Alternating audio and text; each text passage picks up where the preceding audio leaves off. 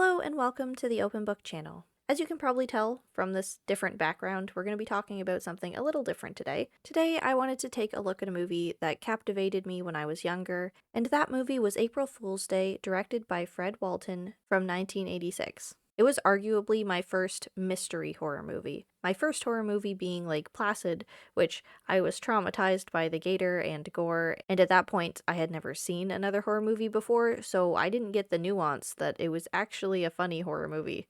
I was just scared. But April Fool's Day was different. As much as a lot of things went over my head because of my age, from the gimp mask to the mention of abortion and the illusions of smoking pot, I was genuinely engaged by the suspense of it. Now, mind you, when I say young, I mean young.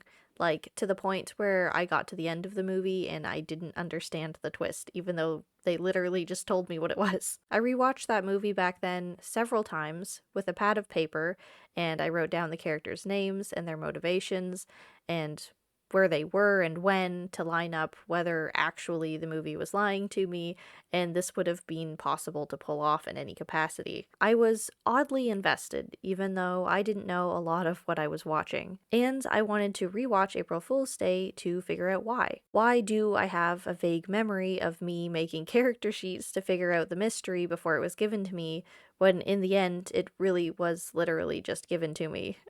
And most of the answer to this is, in fact, that I had no reference for other movies to go off of. I didn't know that the cat jump scare in the boathouse was expectedly meta, or that there was no way in cinematic history that Nikki wasn't going to fall into that well. These things were surprises to me when they wouldn't have surprised literally anyone else, regardless of how old the movie actually is. But there was something about April Fool's Day that stuck with me. It's a simple premise, executed with care, aside from oversights of the time of filming, like representing how you actually smoke pot or what a spliff looks like. The pranks of April Fool's Day continuously ramp in their intensiveness and timeliness, so it's genuinely fun seeing what happens next, which mixes well with the mystery. The characters were engaging to me too, because they weren't what I expected. The good girls had an abortion, the slutty girl takes action and doesn't rely on men, the nerdy guy gets laid, the smartass is actually kind of funny and not just rude, the prankster puts a lot of guilt on his own shoulders, the businessman incel at no point gets condescending to the women that he does in bed, the sweetheart couple doesn't communicate well, and the actors were all fairly loose and fluid. They weren't flat characters, at least not for me. But you know what struck me the most when watching it again? The soundtrack. Immediately, it was the OST that got me straight into nostalgia. There's two iconic soundtracks that play off each other. One is a lighthearted music box jingle, ramping to an ominous undertone, and the other is an eerie sort of echoing that reminds me of a loon on a silent lake. And just this music alone is enough to set the tone for the mystery of the movie. And I know that because I never understood the opening sequence when I watched it as a kid, or its conclusion at the end as the tie-in. But watching it now, April Fool's Day is a testament to the care that used to be put into movies,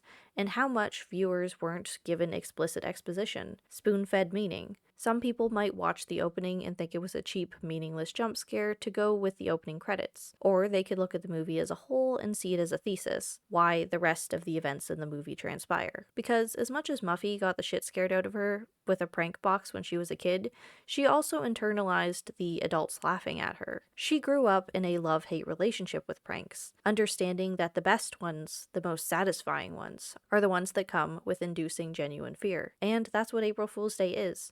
A celebration of almost taking pranks too far, and finding the greatest pleasure in towing that line. So yeah, I don't know, I thought it would be fun to go back and look at a movie that stuck with me all these years. Until I decided to rewatch it for this video though, I had no idea that April Fool's Day had a remake in 2008, so now I'm super excited to watch that, and see if it captures my attention or sparks my sense of nostalgia like the original. Let me know if you've seen either of them, but if you've seen the remake, no spoilers please. Just tell me whether it lived up to the name or not. You can expect to see a video from me in the near future on watching that one, so keep an eye out. As always, thank you so much for watching. If you'd like to support me or this channel, you can find a link to my Ko-fi in the description below. An extra special thank you to all of the Open Book supporters. You're the best, and I'll see you in the next video. Bye.